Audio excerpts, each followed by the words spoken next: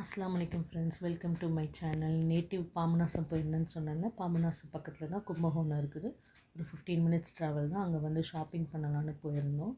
அங்கே ஷாப்பிங்லாம் முடிச்சுட்டு லஞ்சுக்கு வந்து ஹோட்டல் போயிருந்தோம். ஹோட்டல் புஸ்ரா அந்த ஹோட்டல் நேம் வந்து.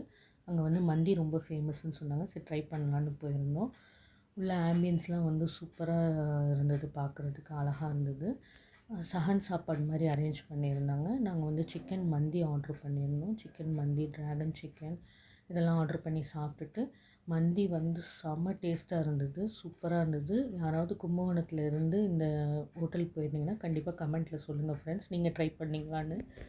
அப்புறம் வந்து குனஃபா ஆர்ட்ரு பண்ணியிருந்தோம், மொஜிட்டோ ஆர்ட்ரு பண்ணியிருந்தோம், ஐஸ்கிரீம்லாம் ஆர்ட்ரு பண்ணி சாப்பிட்டுட்டு கிளம்பியாச்சு.